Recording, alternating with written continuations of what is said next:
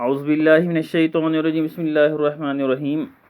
تمام ان طلباء سے میری گزارش ہے جو کلاس 9th میں پڑھتے ہیں اور جو ان کی درسی کتاب ہے بہارستانی اردو، اس کو وہ پیج نمبر 62 پر اوپن کرے گی۔ وہاں ان کو ایک افسانہ ملے گا جس کا نام ہے درد کا مارا۔ یہی ہمارا آج کا موضوع ہے اور اس افسانے کو پشکر ناتھ نے لکھا ہے۔ آئیے دیکھتے ہیں کہ اس افسانے میں کیا کہا گیا ہے۔ تو چلیے ہم اس افسانے کو شروع کرتے ہیں۔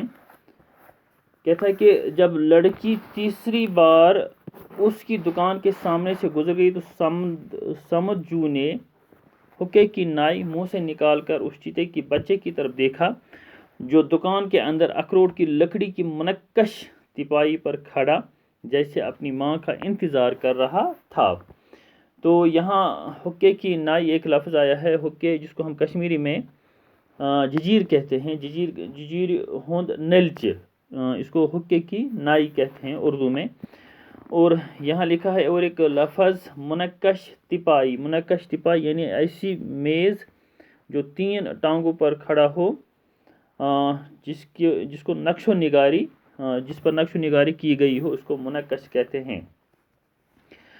سمجھو کے ہونٹوں پر ایک من موہنی سی مسکراہٹ پھیل گئی، یعنی سمجھو جو ہے اس کے ہونٹوں پر ایک من موہنی سی دل کو موہ لینے والی، من موہنی سی نے دل کو موہ لینے والی مسکراہٹ پھیل گئی اور پھر رفتہ رفتہ یہ مسکراہٹ ایک اداس سی کیفیت میں تبدیل ہو گئی۔ اداسی کا یہ مہین سا دوپٹہ، مہین کہتے ہیں باریک سا دوپٹہ اس کے وجود پر لہراتا رہا اور آہستہ آہستہ اس کے وجود کو ڈھکنے لگا، جیسے جنوری کی یک بستہ راتوں میں برف کے گالے، جنوری کی یک یعنی سرد ترین راتیں، جنوری کی برف کے گالے یعنی برف جس کو کشمیری ہم کہتے ہیں شن پند، برف کے گالے دھیرے دھیرے درختوں کو ڈھک دیتے ہیں۔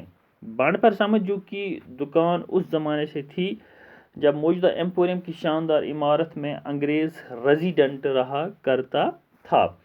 انگریز ریزیڈنٹ یہ ان دنوں انگریزوں کی حکومت ہندوستان پر، اور ریزیڈنٹ بطور گورنر یہاں پہ کام کرتا تھا۔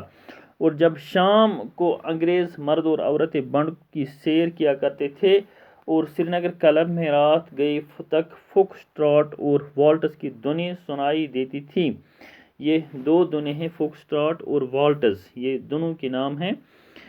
یہ سری نگر کلب میں ان دنوں سنائی کیونکہ انگریز لوگ یہاں رہا کرتے تھے، ان دنوں وہ ان کلبوں میں جاتے تھے اور یہ دھنیں سنتے تھے۔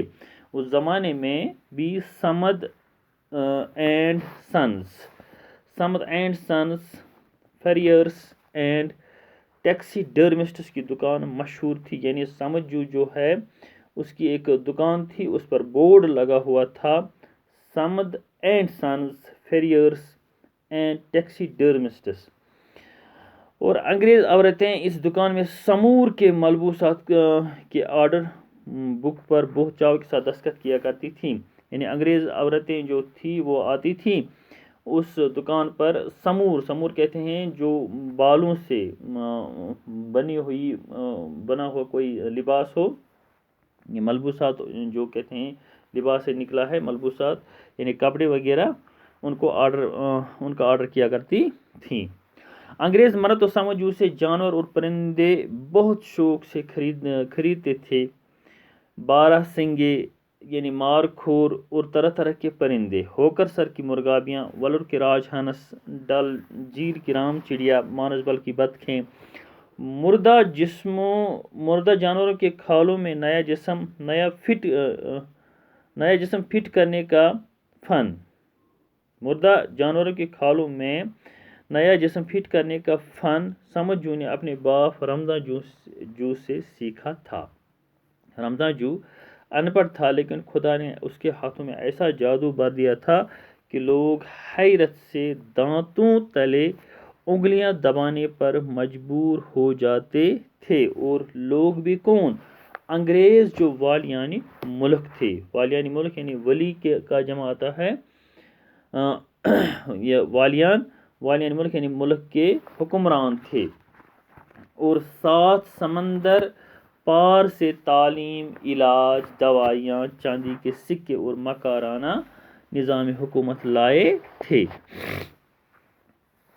کہا جاتا ہے کہ ایک انگریز کپتان نے خوش ہو کر رمضان جو کو ایک دستخطی سرٹیفکیٹ دیا تھا جس میں لکھا تھا اگر رمضان جو لندن میں ہوتا تو بلا شبہ بادشاہ جارششم نے اس کا آرٹ دیکھ کر اس کو سر کا خطاب عنایت فرمایا ہوتا۔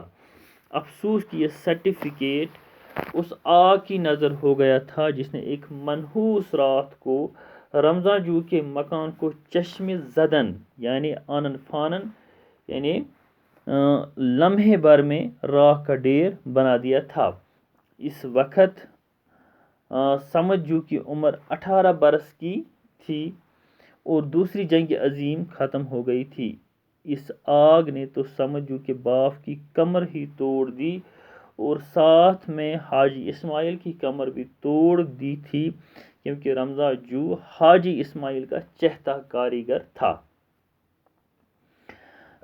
بہرحال رمضان جو نے اپنے بیٹے سمجھو کو اس ہنر کے تمام اسرار و رموز، اسرار سر کی جمع، رمز کی جمع یعنی بید، اسرار کے معنی ہے بید، رمز کے معنی ہے اشارے وغیرہ، اور سمجھو نے آگے چل کر اپنے باپ اور استاد کا نام روشن کیا۔ بانڈ کے دکاندار حلقوں میں یہ بات مشہور تھی کہ ایک دن سمجھو کے ہاتھ سے بنا ہوا سنہری کلگی والا جنگلی مرغ، سنہری کلگی کہتے ہیں کشمیری میں ہم اس کۄکرس پٮ۪ٹھ مول آسان چھِ تتھ چھِ وَنان کلگی، یعنی أمِس اوس یہِ سۄنہٕ سٕنٛز بنومُت أمۍ یہِ سُنہری مطلب سۄنہٕ کلرس پٮ۪ٹھ اوس بنومُت یہِ مول أمِس کۄکرس۔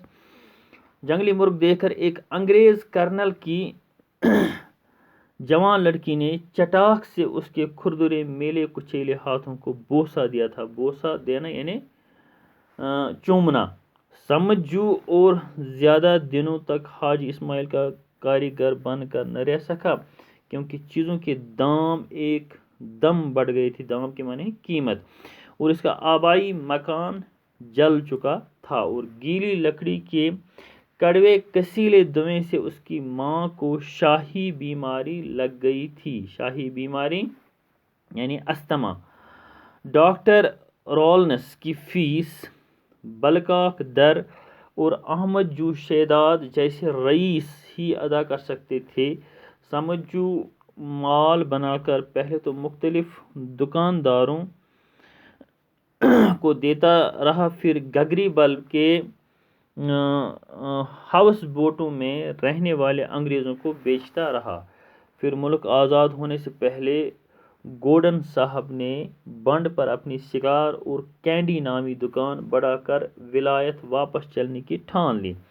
اتفاق سے یہ خالی دکان سمجھو کو مل گئی۔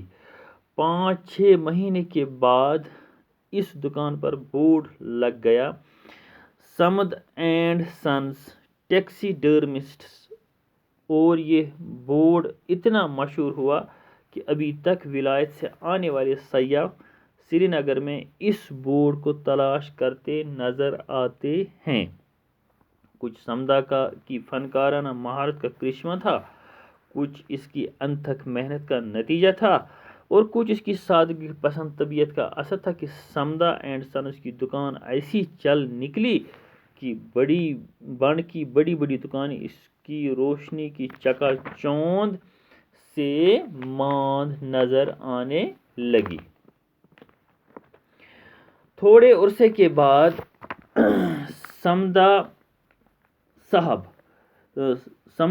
صاحب حیثیت اور صاحب جائیداد تاجروں میں شمار کیا جانے لگا۔ سمجھو اٹھ کر دکان کے اندر اخروٹ کی منقش ٹپائی پر رکھے ہوئے چیتے کے بچے کی پیٹھ پر پیار سے ہاتھ پھیرا، پھر شیشے کی بنی ہوئی ان آنکھوں کی طرف دیکھا جو اس نے نہایت فنکاری کے ساتھ اس کے چہرے میں فٹ کی تھیں، پھر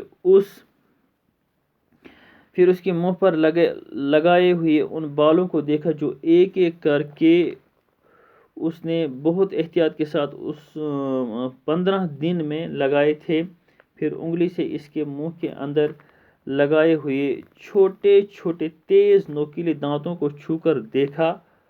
ہاں واقعی چند قدم کی دوری پر ہر دیکھنے والے کو چیتے کا یہ بچہ ایسا نظر آئے گا جیسے ابھی یہ اپنا داہنیا پنجہ آگے بڑھا کر اور جست لگا کر، جست یعنی زکن چھلانگ لگا کر اس اخروٹ کی تپائی سے کود پڑے گا۔ اس لڑکی کو بھی دکان کے باہر ایسا ہی نظر آیا ہوگا، جب ہی تو وہ دکان میں داخل ہو کر بے حد محتاط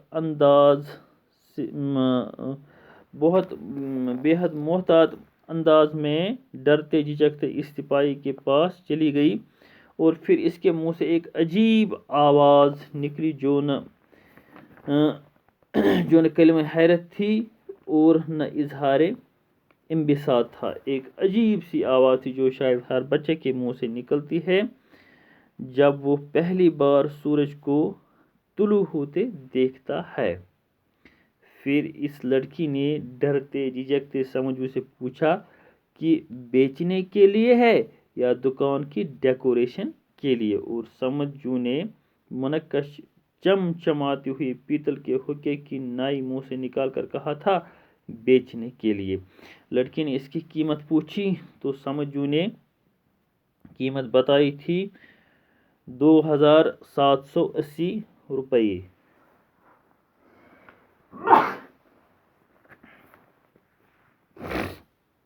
قیمت سن کر لڑکی نے کوئی جواب نہ دیا تھا، صرف ایک جھجک کے ساتھ اس چیتے کے بچے کی کمر پر ہاتھ پھیرا اور دکان سے باہر چلی گئی تھی۔ تو آج کے لیے بس اتنا ہی۔ اس افسانے کا دوسرا حصہ ہم دوسری کلاس میں آپ کو سنائیں گے۔ تا دیر کے لیے خدا حافظ۔